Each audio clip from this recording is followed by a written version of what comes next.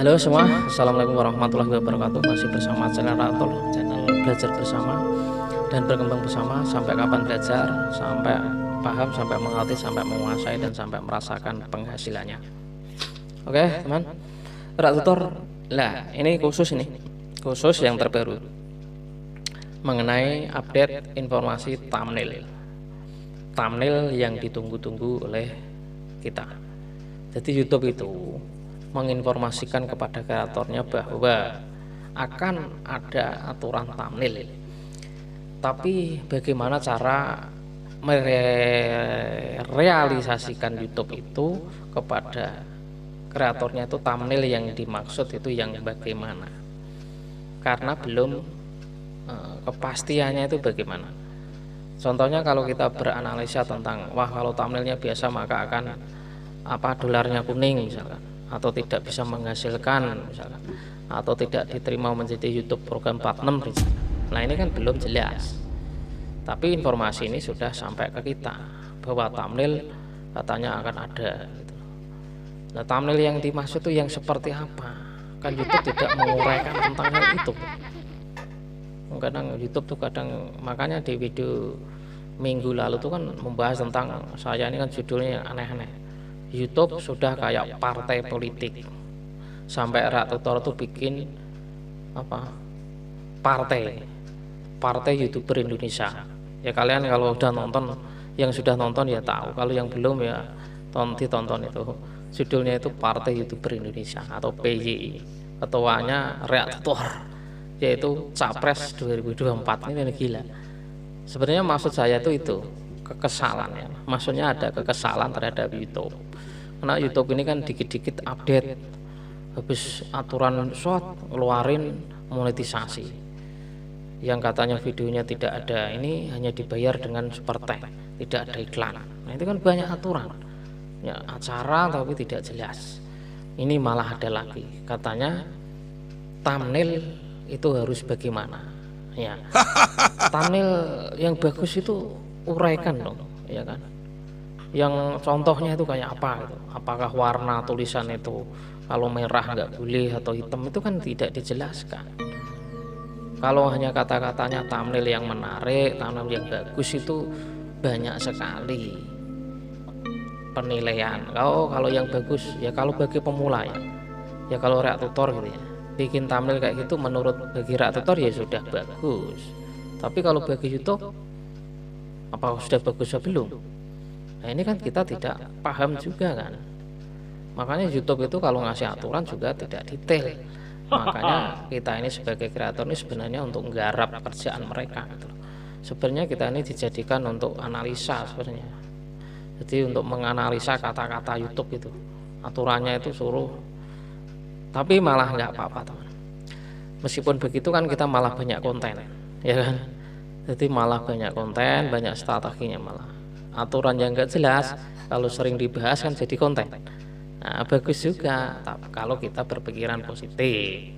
Tapi kalau kita pikirannya enggak jelas ya tadi mundur tadi, enggak lah, YouTube banyak aturan malas. Nah beda lagi. Nah kalau kita malah seneng ya, makanya kita dibahas.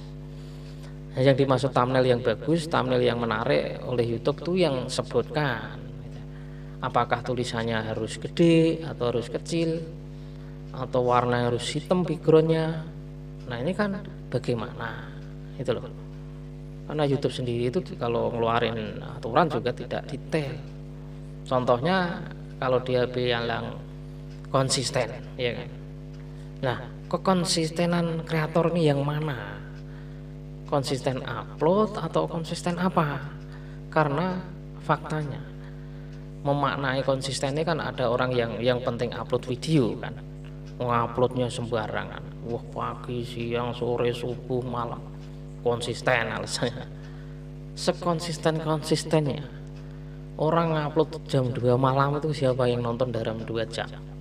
Ini kan logisnya. Padahal metrik rame jamnya kan ada jam 5 sore sampai jam 10 ramenya. Tapi kalau kreatornya alasannya konsisten, udah jam 2 upload, jam 2 malam upload, lah siapa yang nonton?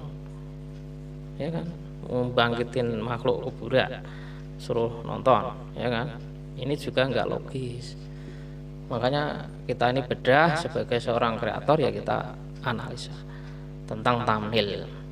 Kalau hanya thumbnail yang bagus, menarik, itu yang seperti apa, ya jelaskan. Latar belakangnya itu, backgroundnya itu kuning, merah, hijau, atau bagaimana, atau tulisannya atau bagaimana, itu uraikan. Ya kan gak jelas, ya kreatornya yang buat seenaknya kan.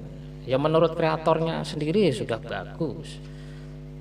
Wong sebuah konten itu bagus tidaknya itu yang menonton siapa.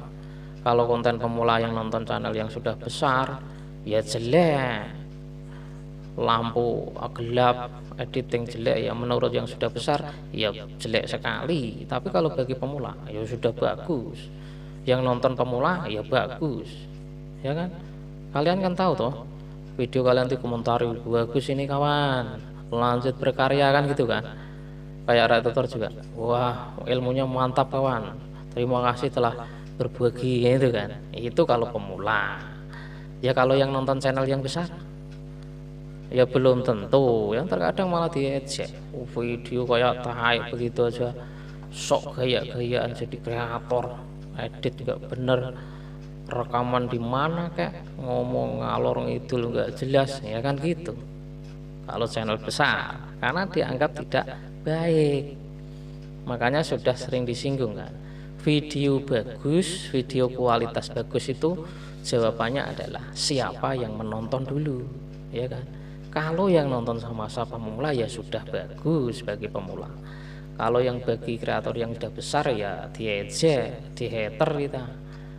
Kalau kayak gitu nggak usah jadi kreator mas. Apaan itu, ilmu apa itu, YouTube apa itu, menyesatkan orang nanti mas. Video udah jelek, ngomong nggak jelas kan, paling juga gitu. Tapi Redditor tidak menilai orang gitu, karena Redditor juga belum pernah dikomentari channel besar. Ya kalau dikomentari malah seneng, alhamdulillah channel kecil bisa dikomentari. Kan dia bisa komentar gitu kan pasti nonton, menambah views, ya kan, malah nambah rekomendasi walaupun komentarnya jelek. Ya, meskipun jelek, kalau saya ditonton channel kita malah seneng, karena rekomendasinya malah tambah dan seneng, malah belajar. Jadi itu ya teman, versi positifnya kayak gitu. Makanya hater itu sebenarnya jangan dibuat masalah. Meskipun orang itu mengatakan jelek, ya udah nggak apa-apa lah, ya kita nanti buatin konten. Ya kita sadar tadi, karena di media ini siapapun boleh berkata, di komentar video kita ini siapapun boleh berkata jelek. Ya kita nggak boleh. Yang penting jangan terlalu menginjak. Kalau terlalu terus-terusan, ya kita buatkan konten, kita kuliti juga, karena mereka juga nguliti kita, ya kita kuliti kan. Kita 3 kali sabar, 4 kali sabar, 5 kali sabar, 6, 10 kok terus misalkan di komentar kita kok terus misalkan, ya kita kuliti kalau tahu channelnya. Tapi orang-orang yang kayak begitu itu rata-rata kalau komentar tidak pakai akun aslinya, pakai akun bodong alias email, nggak ada subscriber, nggak ada video. Ini kan orang-orang pengecut. Makanya kenapa harus takut dan orang-orang nggak tanggung jawab. Kalau tanggung jawab komentar sama akun aslinya kalau berani kan gitu.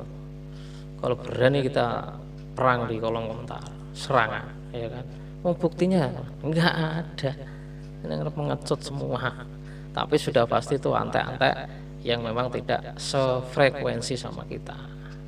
Oke ya teman, mengenai thumbnail ini nggak tahu bagaimana, yang penting kita berusaha aja lah.